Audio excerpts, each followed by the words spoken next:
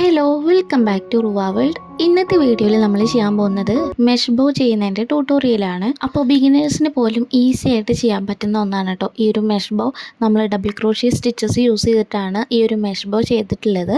ഇതിനായിട്ട് ഞാനിവിടെ ഒലിവിയ ബ്രാൻഡിൻ്റെ ഒരു അക്രിലിക് ആണ് എടുത്തിട്ടുള്ളത് കേട്ടോ, ഗംഗ ഡിസൈറിൻ്റെ. ഇതിൽ ഹൂക്ക് സൈസൊക്കെ ഇതിൽ മെൻഷൻ ചെയ്തിട്ടുണ്ട്. 4.5 mm ആണ് ഇതിൽ മെൻഷൻ ചെയ്തിട്ടുള്ളത്.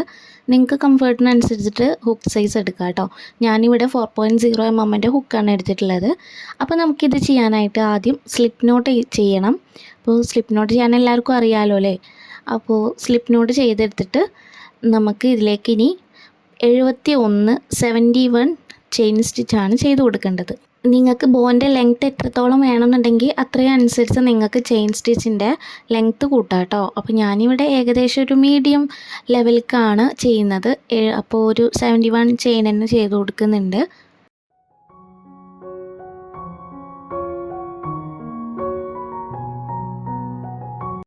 അപ്പോൾ ഇവിടെ 71 ചെയിൻ സ്റ്റിച്ച് ചെയ്തെടുത്തിട്ടുണ്ട്. എല്ലാം ഒരുപോലെ ചെയ്യാൻ വേണ്ടിയിട്ട് നോക്കുക.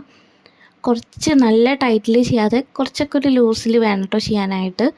ഇനി നമുക്ക് ഈ ഓരോ ചെയിനിലേക്കും വർക്ക് ചെയ്യാനുണ്ട്. അപ്പം നമ്മൾ ചെയ്തിട്ടില്ലേ ആദ്യത്തെ ഈ 2 ചെയിന് സ്കിപ്പ് ചെയ്തിട്ട് മൂന്നാമത്തെ ഈ ഒരു ചെയിനില്ലേ ഇതിലേക്ക് നമുക്ക് വർക്ക് ചെയ്യേണ്ടത്. അപ്പോൾ നമ്മൾ ഡബിൾ ക്രോഷ്യ ആണ് കേട്ടോ ചെയ്യുന്നത്. അപ്പോൾ നമ്മൾ യാൺ ഓവർ ചെയ്യുക, മൂന്നാമത്തെ സ്റ്റിച്ചിലേക്ക് ഹുക്കിനെ പാസ് ചെയ്ത് വീണ്ടും യാൺ ഓവർ ചെയ്തെടുക്കുക. 3 ലൂപ്പ് കിട്ടും.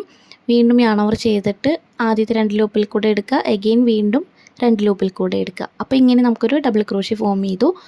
ഇനി നമ്മൾ നെക്സ്റ്റ് ഒരു ചെയിൻ ചെയ്ത് കൊടുക്കണം കേട്ടോ.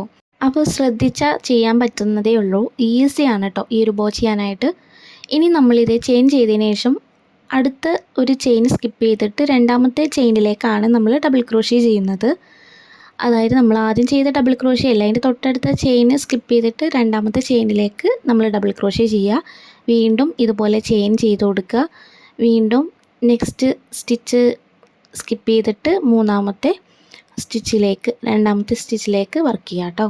അപ്പോൾ മനസ്സിലായി എന്ന് വിചാരിക്കുന്നു. നിങ്ങൾ വീഡിയോ ശ്രദ്ധിച്ചിട്ട് കാണാം.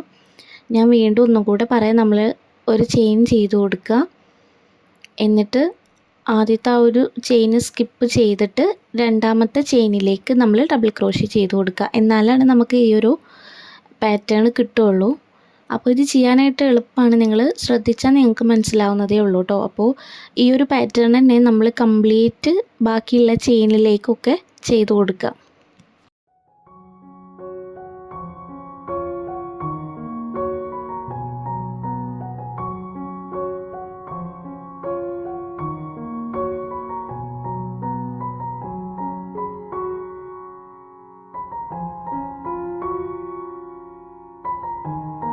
അങ്ങനെ ഇതേ ഫസ്റ്റ് റോ കംപ്ലീറ്റ് ആക്കി എടുത്തിട്ടുണ്ട്. എല്ലാ സ്റ്റിച്ചിലേക്കും ഇതുപോലെ ചെയ്തെടുത്തിട്ടുണ്ട് കേട്ടോ. ഇനി നമുക്ക് ചെയ്യാനുള്ളത് വർക്ക് ടേൺ ചെയ്യാനുണ്ട്. അപ്പോൾ ആദ്യം നമ്മൾ 4 ചെയിൻ ചെയ്ത് കൊടുക്കുക. ചെയിൻ 1, ചെയിൻ 2, ചെയിൻ 3, ചെയിൻ 4, അങ്ങനെ 4 ചെയിൻ സ്റ്റിച്ച് ചെയ്തതിന് ശേഷം നമ്മൾ വർക്ക് ഇതുപോലെ ഒന്ന് തിരിച്ചു കൊടുക്കുക. വർക്ക് ടേൺ ചെയ്യില്ലേ അതുപോലെ ചെയ്യുക. എന്നിട്ട് നമ്മൾ ഫസ്റ്റ് ചെയ്ത ഡബിൾ ക്രോഷ്യേൻ്റെ മുകളിലത്തെ സ്റ്റിച്ചില്ലേ ആ ഒരു സ്റ്റിച്ചിലേക്ക് നമ്മൾ ഡബിൾ ക്രോഷ്യ ചെയ്ത് കൊടുക്കുക. ഇത് ശ്രദ്ധിച്ച് ചെയ്തോ കേട്ടോ. നമ്മൾ ഫസ്റ്റ് ചെയ്തിട്ടുള്ള ഡബിൾ ക്രോഷ്യേൻ്റെ മുകളിലേക്കാണ് നമ്മൾ വീണ്ടും ഒരു ഡബിൾ ക്രോഷ്യ ചെയ്ത് കൊടുക്കുന്നത്. ഇനി നമ്മൾ വീണ്ടും ഒരു ചെയിൻ ചെയ്യുക. വീണ്ടും നെക്സ്റ്റ് ഡബിൾ ക്രോഷ്യേൻ്റെ മുകളിലേക്ക് ഒരു ഡബിൾ ക്രോഷ്യ ചെയ്ത് കൊടുക്കുക. ഇങ്ങനെ നമ്മൾ സെക്കൻഡ് റോയിലും ഇതുപോലെ തന്നെ കംപ്ലീറ്റ് ചെയ്തെടുക്കുകയാണ് ചെയ്യുന്നത്. നിങ്ങളുടെ ലെങ്ത്തിനും വിഡ്ത്തിനും അനുസരിച്ചിട്ട് നിങ്ങൾക്ക് ചെയ്യാവുന്നതാണ്. ഇതിൽ ഞാൻ 3 റോ ആണ് ചെയ്യുന്നത്.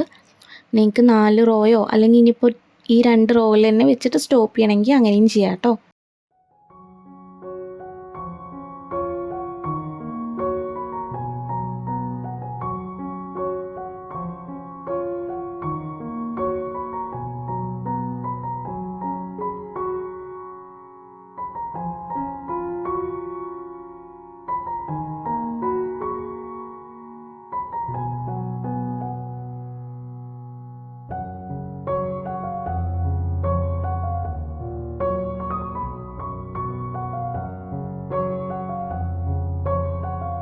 അങ്ങനെ സെക്കൻഡ് റോ കംപ്ലീറ്റ് ആവാനായിട്ടുണ്ട്. ഇനി ലാസ്റ്റ് സ്റ്റിച്ചിലേക്കും കൂടെ ഒന്ന് ചെയ്തെടുക്കുകയാണ് കേട്ടോ.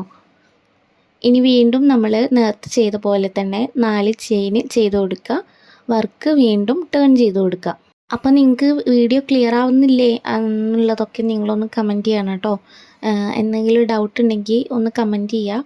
അപ്പോൾ എനിക്ക് ഏകദേശം നിങ്ങൾക്ക് നേരെ പറഞ്ഞു തരാൻ പറ്റിയിട്ടുണ്ട്. കാരണം ഇത് സിമ്പിളാണ് ഇത് ചെയ്യാനായിട്ട്.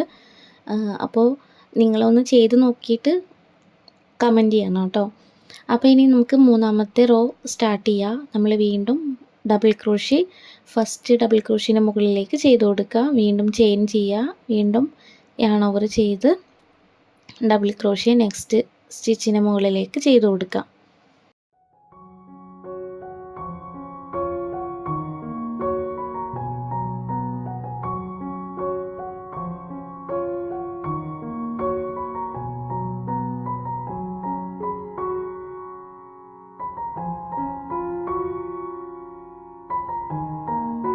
അങ്ങനെ ഇതേ തേർഡ് റോയും കംപ്ലീറ്റ് ചെയ്തെടുത്തിട്ടുണ്ട്.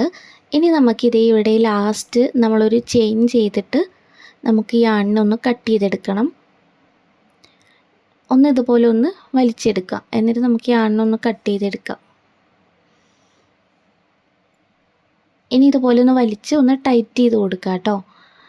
ഇനി നമ്മൾ ടേപ്സ്ട്രി നീഡിൽ വെച്ചിട്ട് നമുക്ക് ഇതിനെ ഒന്ന് അവിടെ സെറ്റ് ചെയ്തെടുക്കണം. നമ്മൾ ഈ യാണ് മുഴുവനായിട്ട് കട്ട് ചെയ്ത് കളയരുത്. നമ്മളിവിടെ ഒന്ന് സെറ്റ് ചെയ്ത് വെക്കണം. അല്ലെങ്കിൽ ഇത് അഴിഞ്ഞു പോരുക അങ്ങനെയൊന്നും ചെയ്യാതിരിക്കാൻ വേണ്ടിയിട്ടാണ് നമ്മൾ ഇതുപോലെ ചെയ്യുന്നത്. അപ്പോൾ നമ്മൾ അതിൻ്റെ സൈഡിൽ കൂടെയുള്ള ഓരോ സ്റ്റിച്ചിലേക്ക് തന്നെ ഇതുപോലെ നീഡിലിനെ കയറ്റി അവിടെ ഒന്ന് സെക്യൂർ ആക്കി വെക്കുന്നുണ്ട്.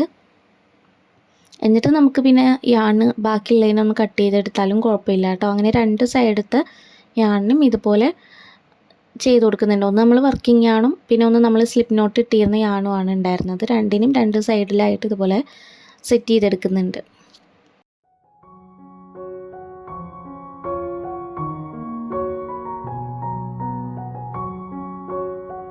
അങ്ങനെ നമ്മൾ ബോൻ്റെ ഫൈനൽ ലുക്ക് ഏകദേശം ആയിട്ടുണ്ട്. ഇനി നമുക്കിതിനെ ഒരു ബോൻ്റെയൊക്കെ പോലെ ഒന്ന് സെറ്റ് ചെയ്തെടുക്കണം.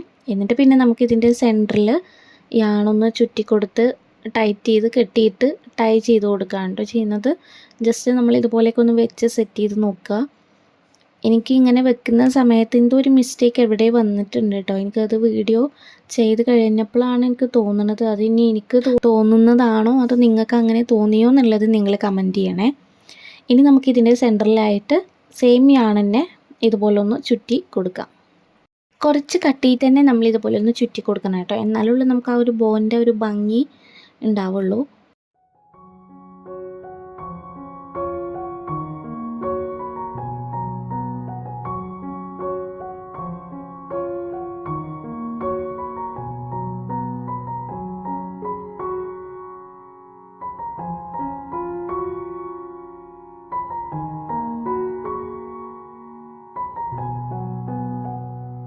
ഇനി നമുക്ക് ഈ യാണിനെ കട്ട് ചെയ്തിട്ട് അതിൻ്റെ ബാക്കിലേക്കായിട്ട് നമുക്ക് ഇതിനെ ഒന്ന് ടൈ ചെയ്ത് കൊടുക്കുക.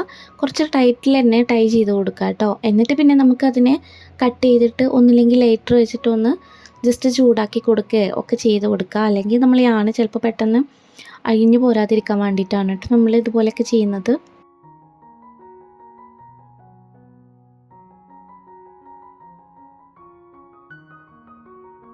ഫൈനലി നമ്മൾ മെഷ് ബോ ഇവിടെ റെഡി ആയിട്ടുണ്ട്. അപ്പോൾ എങ്ങനെ ഇതിൻ്റെ ഫൈനൽ ലുക്ക് ഇഷ്ടപ്പെട്ടാൽ കമൻറ്റ് ചെയ്യാൻ മറക്കരുത്. ബേസിക് അറിയുന്ന ബിഗിനേഴ്സിന് പോലും ചെയ്യാൻ പറ്റുന്ന ഒന്നാണ്. വെറും നമ്മൾ ഡബിൾ ക്രോഷ്യ സ്റ്റിച്ചും ചെയിൻ സ്റ്റിച്ചും മാത്രമാണല്ലോ ഈ ഒരു പാറ്റേണിൽ യൂസ് ചെയ്തിട്ടുള്ളത്. ഞാനും വിചാരിച്ചിട്ടില്ല. ഫസ്റ്റൊക്കെ ഞാൻ ആദ്യമൊക്കെ ഈ ഒരു ബോ കണ്ട സമയത്ത് ഭയങ്കര പണിയാണെന്നാണ് വിചാരിച്ചിട്ടുണ്ടായിരുന്നത് കേട്ടോ ഇത് ചെയ്യാനായിട്ട്. പക്ഷേ സംഭവം അങ്ങനെയല്ല. നല്ല ഈസി ആയിട്ട് തന്നെ ചെയ്യാൻ പറ്റുന്ന ഒന്നാണ്. ഇത് നമുക്ക് ഹെയർ ക്ലിപ്പായിട്ടോ ഡ്രസ്സിൽ ബോ അറ്റാച്ച് ചെയ്യാനായിട്ടോ ഒക്കെ യൂസ് ചെയ്യാം. അപ്പോൾ എന്തായാലും നിങ്ങൾക്ക് ഇഷ്ടപ്പെട്ടാൽ കമൻറ്റ് ചെയ്യുക. അപ്പോൾ ഇതുപോലത്തെ ട്യൂട്ടോറിയൽസിനായിട്ട് ചാനൽ സബ്സ്ക്രൈബ് ചെയ്യാൻ മറക്കണ്ട കേട്ടോ. അപ്പോൾ അടുത്ത വീഡിയോ ആയിട്ട് വരാം. അപ്പോൾ ഓക്കെ, ബൈ.